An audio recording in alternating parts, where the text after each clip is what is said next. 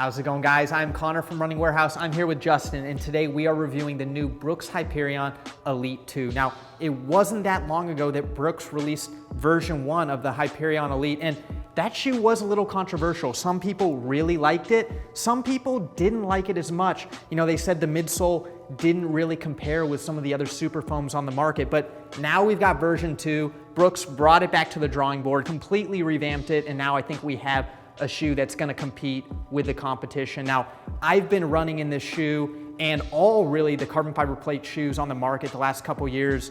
Justin, you are a little bit newer to the carbon fiber plate scene. What were your first thoughts on this shoe? Thanks, Connor.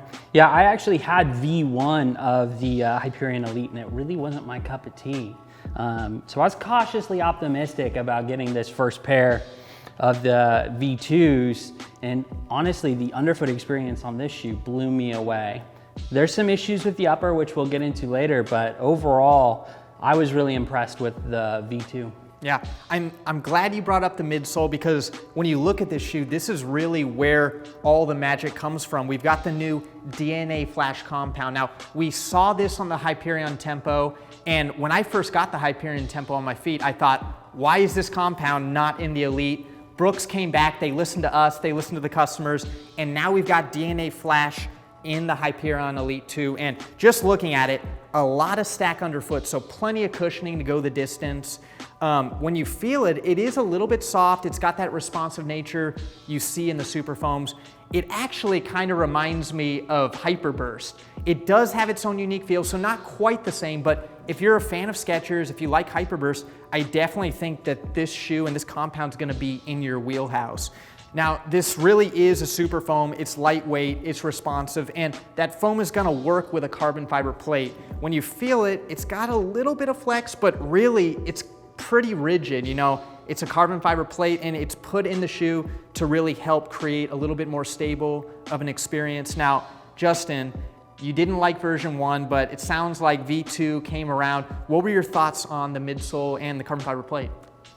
Yeah, so being that I'm kind of new to carbon fiber plate shoes, although I've run in plated shoes, Endorphin Speed, Zoom, Fly, this was kind of a unique experience for me, and I really loved it. Like, first workout, took it out, and just the bounce, the comfort, it was sort of all the buzzwords for me, right? You hear about these sort of super shoes or super foams, and I had fun. I had a ton of fun.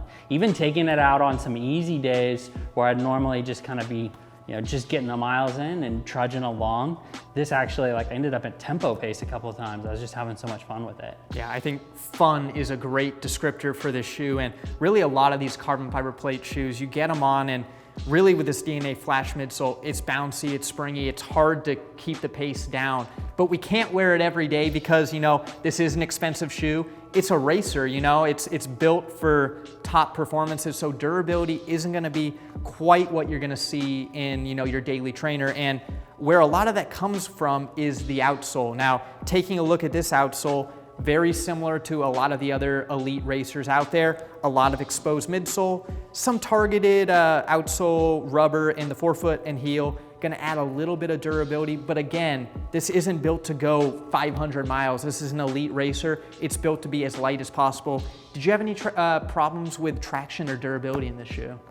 You know, so far, no issues with traction or durability. Unfortunately, Central California, not a lot of wet weather for me to really test out like wet weather traction on this. And then in terms of durability, I'm not actually really seeing too much wear on these, which surprised me because, as we know from V1, that the estimated durability on there like really was lower than I thought it would be. So with V2, that was actually a big concern of mine because I was enjoying it so much that you know, as I'm taking it out for more and more miles, I was a little worried, like, am I gonna wear these down a little bit faster? But you know, it's actually holding up really well. Yeah. Midsole and outsole have really checked the marks for an elite racer, but finishing this shoe off, we've got the upper, and taking a look at that, it's really pretty much the same upper we saw in version 1. Now, this might be the one controversial part of this shoe. For me, when I got it on foot, the material, it's soft, it's nice, it's breathable, but the heel fit just wasn't quite there. I got it on, I tweaked up the laces, it helped a little bit, but I just felt like I could never get it quite tight enough. I felt a little bit of slipping. Once I started picking up the pace, I didn't notice it quite as much, but it was still at the back of my mind that the heel wasn't quite dialed in. Justin, what were your thoughts? Fit and just how this upper feels on foot? I had a very similar experience to you. I liked the material of the upper. The material was super solid. It was just fit, same thing. First workout, just tinkering with it, like trying to get the laces just right, trying to get my heel to sit back in the shoe the way that I wanted. And then a couple runs, I had some discomfort. Nothing that was like game changing in any way. It was just discomfort when I first put the shoe on, had to make some tweaks, went out, had my runs, all was good. I did on one run, I was wearing a low sock rather than like typically I'd wear a no-show. I did get a blister on my right heel, which was a little bit of a bummer. You know, like you said, you know, materials, fantastic, but just fit, like, you know, I had to kind of tinker with it more than I wanted to. Yeah, and I think at the end of the day, like you said, not a deal breaker, but Brooks can definitely go back. They can make some small changes maybe for V3, but overall, an amazing update with this shoe. For me, I loved it a lot more than version 1. I'm probably gonna continue to use it for those longer distance races, marathons, half marathons. Probably has the ability to go down into the shorter races like 5K or 10K, but I think it's gonna shine in the longer distances.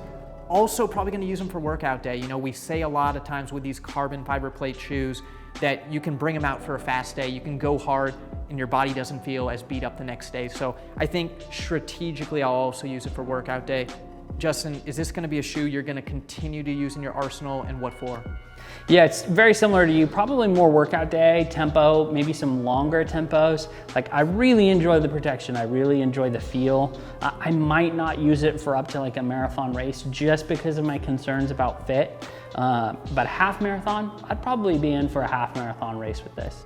Awesome. Well, overall, I think Brooks did a really good job completely revamping the shoe. I've got no problems calling this a super shoe now. I think a lot of people are going to be happy to get this on their feet for race day, for workouts. Very fast and efficient marathon racer. If you're looking to get the Brooks Hyperion Elite 2 on your feet, it's available now here at Running Warehouse.